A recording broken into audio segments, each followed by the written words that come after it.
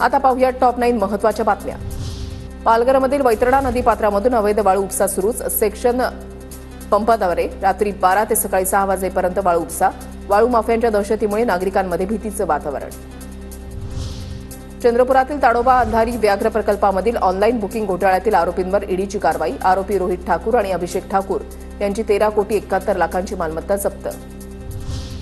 राज्यातील 452 आयटीआय पैकी 100 आयटीआय दत्तक देणार। एनजीओ सोबत करार केले जातील। या एनजीओ आयटीआयमध्ये प्रशिक्षण आणि अद्ययावत यंत्रणा पुरवणार। आयटीआयची मालकी मात्र सरकारकडे राहणार। कौशल्य विकास मंत्री मंगलप्रभात लोढा यांची घोषणा। आपल्याकडे जे 452 आयटीआय आहे यामध्ये आपण अडॉप्शन पॉलिसी सुरू केली आहे। कंपनी असेल किंवा एनजीओ असेल, मोठे एनजीओ त्याने आपण अडॉप्शनवर देणार आहे, मालकी आपली राहणार आहे। विधान भवनातील दुर्मिळ ग्रंथांसहित भारताचं संविधान धुळकात। मंत्र्यांची दालनं चकाचक, दुसरीकडे दुर्मिळ ग्रंथ अडगळी। विधान भवनातील अमूल्य ठेवा असलेल्या ग्रंथालयाकडे दुर्लक्ष। बच्चू कडू यांचं रायगडाच्या पायथ्याशी अन्नत्याग आंदोलन। दिव्यांग आणि शेतकऱ्यांच्या प्रश्नासाठी बच्चू कडूंचा आक्रमक पवित्रा।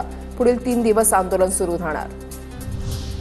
समृद्धी महामार्गावर 1 एप्रिलपासून टोलवाढीचा निर्णय। 19% अधिक टोल भरावा लागणार। संपूर्ण महामार्ग खुला होण्यापूर्वीच एमएसआरडीसीकडून मोठी टोलवाढ।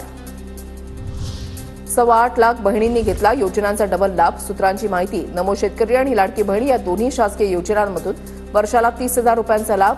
आयटी विभागाच्या तपासामधून उघड। या महिलांचा लाभ कमी करण्याचा प्रस्ताव सादर।